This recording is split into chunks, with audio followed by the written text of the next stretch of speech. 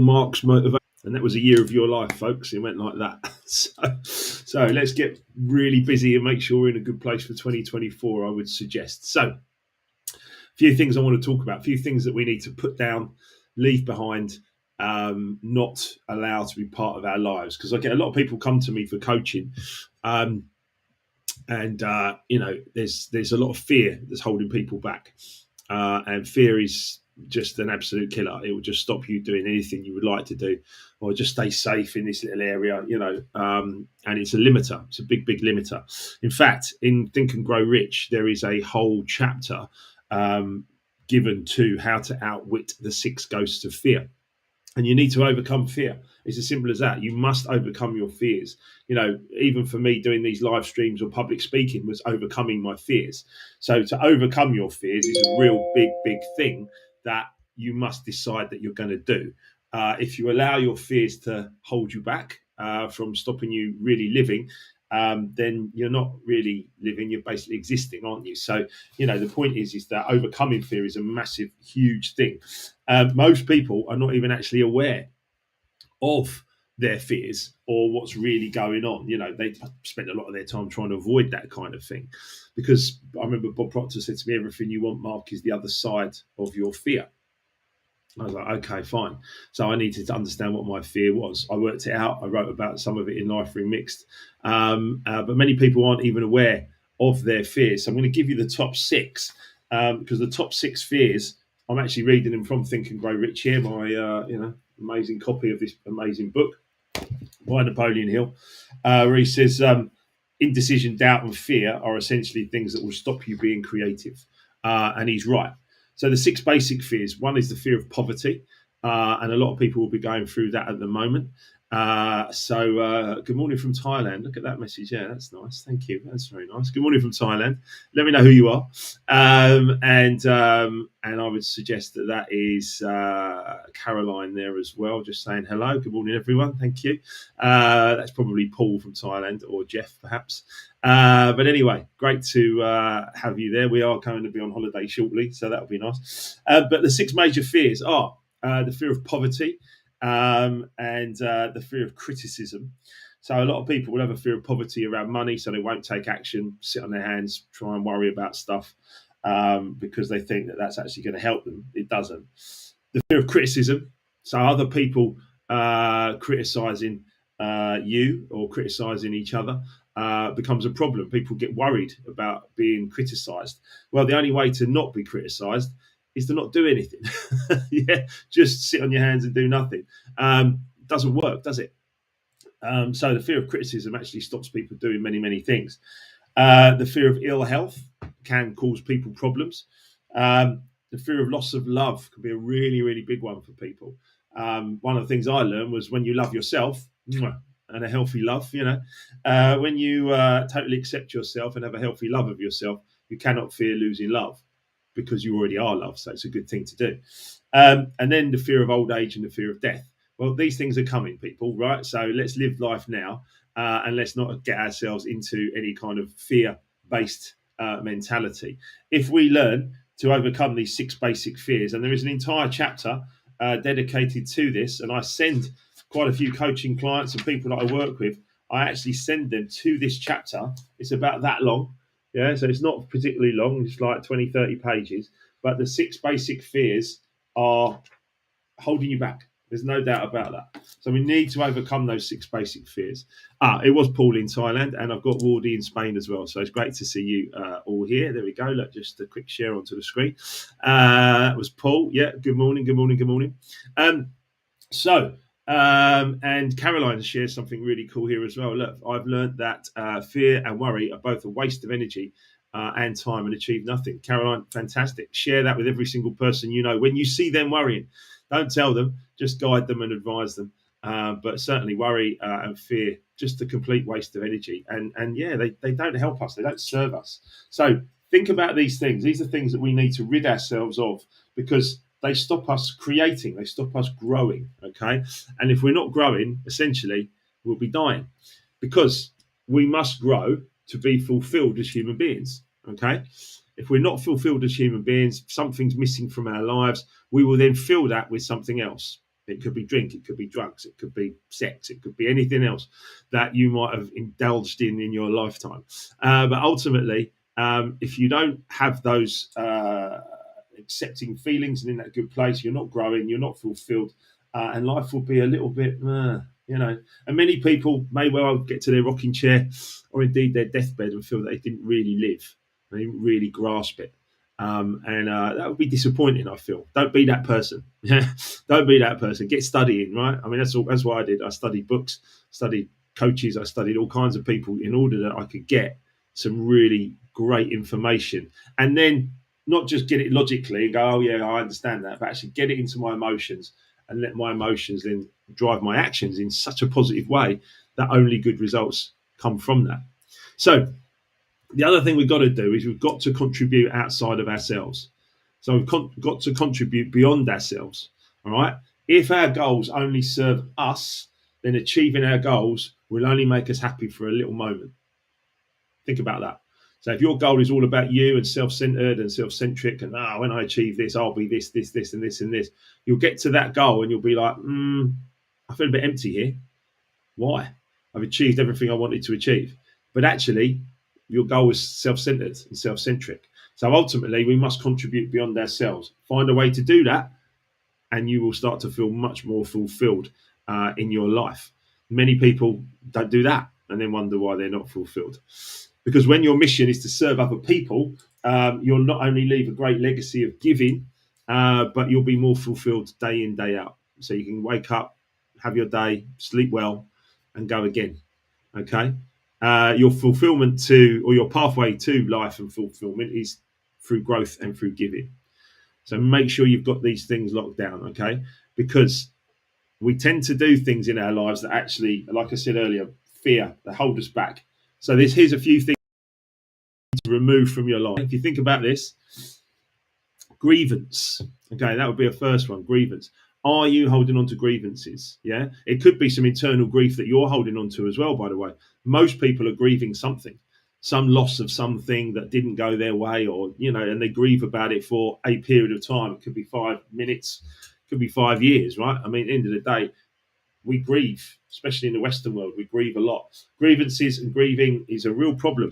And again, it's going to hold you back. A lot of it's based around fear and anger. So we've got to release that. Find a way to do it.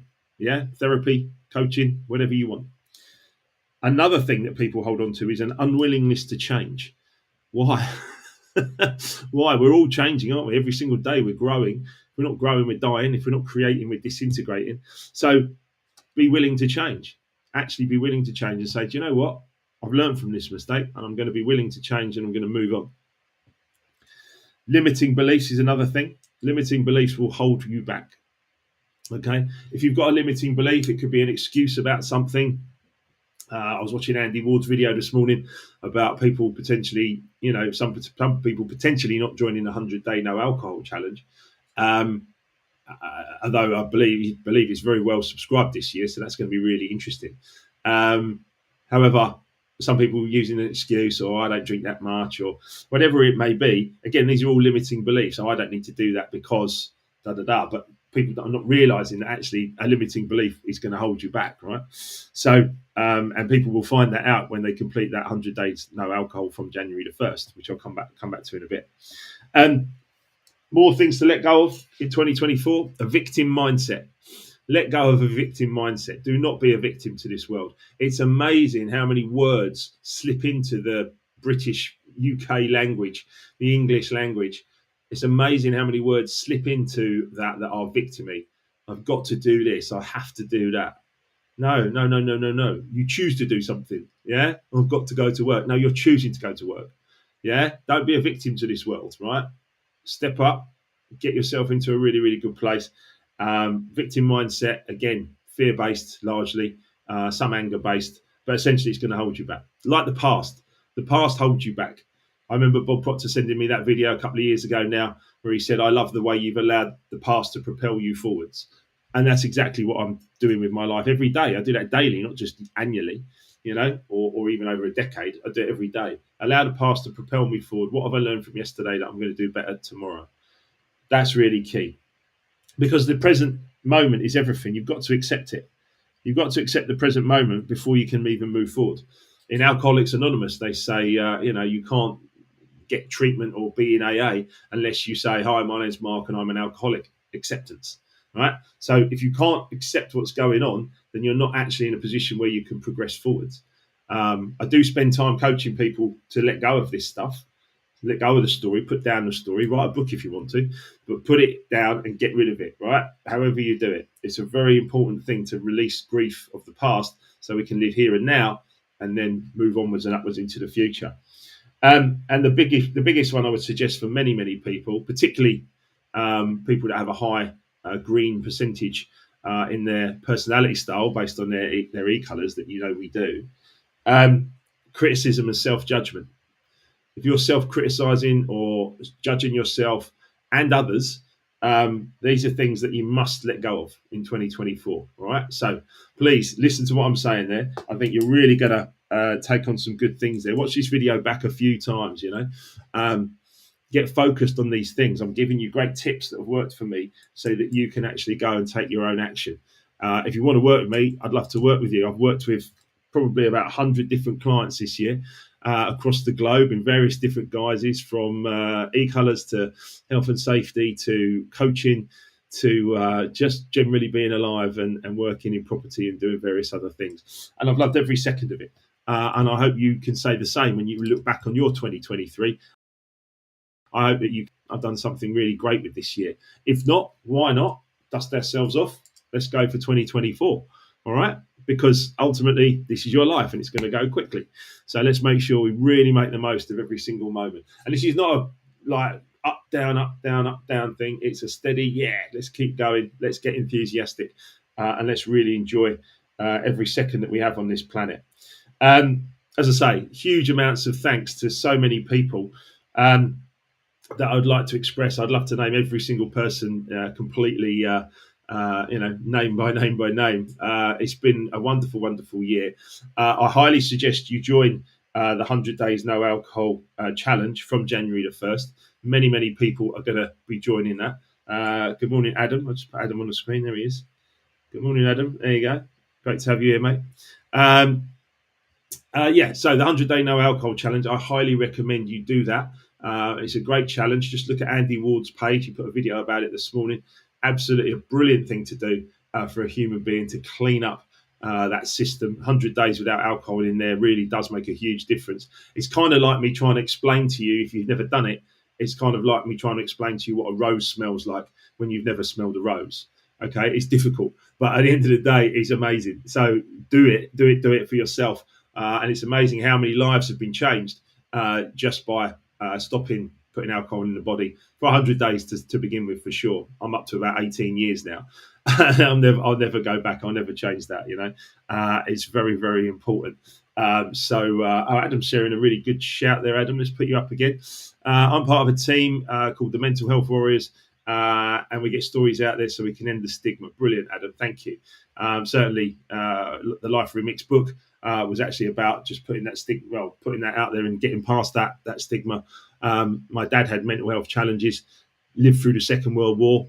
It was a tough time for many, many people.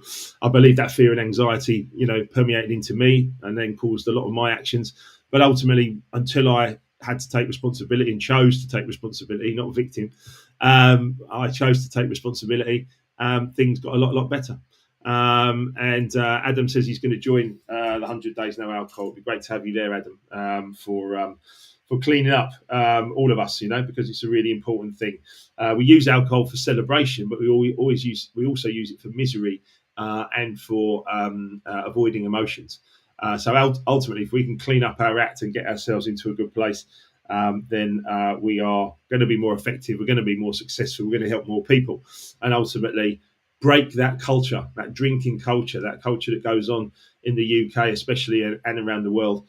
We need to break that because it's not healthy for human beings. Simple as that, right? So massive thank yous worldwide. I'm just about to go on a coaching call with Australia because it's the evening there, and I've got people all over the globe, Australia, right through Asia, Dubai, right through Europe, the UK, of course, and then into the US as well. It's amazing what we can do nowadays. Do grab yourself a copy of the Life Remix book if you haven't read it. Please do. Send it to your friends, send it to someone who you think might need it. That's the reason I wrote it. I wrote it so that someone else might be able to read it and go, oh, do you know what? There is a lifeline here, and I can dig myself out of this hole. I've done it, so therefore it can be done. So again, really grateful to every single one of you for watching these streams, sharing them, putting the good vibes out there, and helping others, whatever you are doing, however you decide to do it. I will be probably on and off between Christmas and New Year and into the New Year as well. Probably from the beach, to be honest. But we've worked well this year. We've had a positive year. So just want to say huge gratitude to every single one of you. Have a wonderful, wonderful week. Take care of yourselves and each other, and keep smiling, whatever you're doing. But also get involved in a few things. Watch this video back and remove these things from your life. These things are really going to be positive. Have faith in yourself. Have confidence in yourself for 2024. It will all work out exactly as it's meant to. So keep smiling and have a wonderful